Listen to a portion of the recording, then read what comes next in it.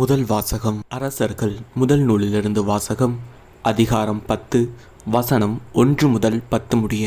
அந்நாள்களில் ஆண்டவரின் பெயரை முன்னிட்டு சாலமோன் அடைந்திருந்த புகழை பற்றி சேபா நாட்டு அரசி கேள்வியுற்று கடினமான கேள்விகள் மூலம் அவரை சோதிக்க வந்தார். அவர் பரிவாரங்களோடும் நறுமணப் பொருள், மிகுதியான பொன், விலையுயர்ந்த கற்கள் ஆகியவற்றை சுமந்து வந்த ஒட்டகங்களோடும் எருசலேமுக்கு வந்து சேர்ந்தார். அவர் சாலமோனிடம் தம் மனதிலிருந்த கேள்விகள் அனைத்தையும் வெளிப்படுத்தினார். சாலமோன் அவருடைய கேள்விகளுக்கெல்லாம் விடை கூறினார்.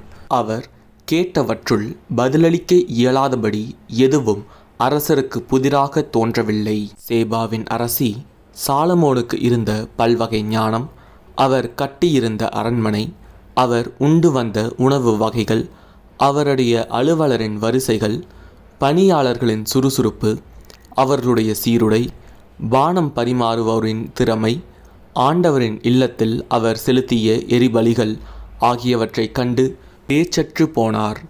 அவர் அரசரை நோக்கி கூறியது: உம்முடைய செயல்களையும் ஞானத்தையும் பற்றி என் நாட்டில் நான் கேள்விப்பட்டது உண்மையே என தெரிகிறது. நான் இங்கு வந்து அவற்றை நேரில் காணும் வரை அச்செய்திகளை நம்பவில்லை. இப்பொழுதோ இங்குள்ளவற்றுள் பாதியை கூட அவர்கள் எனக்கு சொல்லவில்லை என அறிகிறேன். உண்மையில் நான் கேள்விப்பட்டதை விட உம் ஞானமும் செல்வமும் மிகுதியாய் இருக்கின்றன. உம்முடைய மனைவியர் நற்பேறு பெற்றோர். எப்போதும் உமக்கு பணிபுரிந்து உம்முடைய ஞானம் நிறைந்த மொழிகளை கேட்கும் உம்முடைய பணியாளரும் நற்பேறு பெற்றவரே. உம்மீது பரிவு கொண்டு உம்மை இஸ்ரேலின் அரியணையில் அமர்த்திய உம் கடவுளாகிய ஆண்டவர் போற்றி போற்றி. ஆண்டவர் இஸ்ரேலின் மீது என்றென்றும் அன்பு கொண்டுள்ளதால் அவர்களுக்கு நீதி நியாயம் வழங்க உம்மை அரசராக ஏற்படுத்தியுள்ளார். அவர் ஏறத்தாழ 4800 கிலோ பொன், ஏராளமான நறுமணப் பொருள்கள், விலையுயர்ந்த கற்கள் ஆகியவற்றை அரசருக்கு அளித்தார்.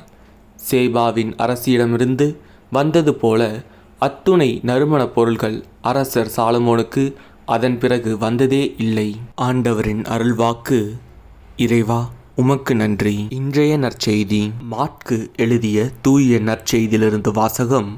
அதிகாரம் 7, வசனம் 14 முதல் 23 முடிய.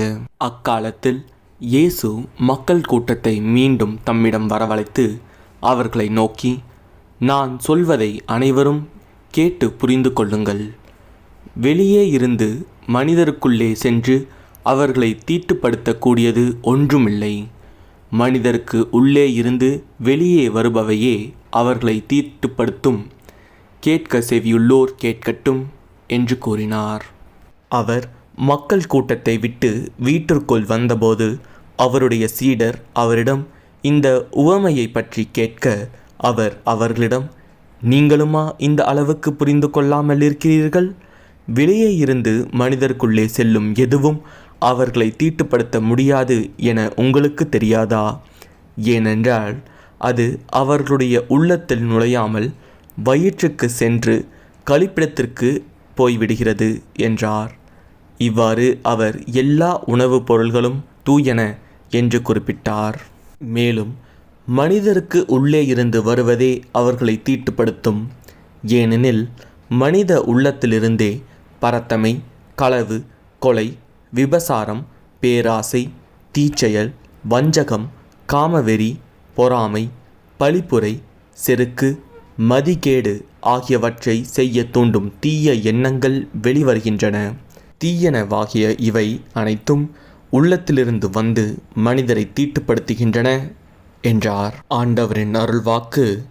இறைவா, உமக்கு நன்றி.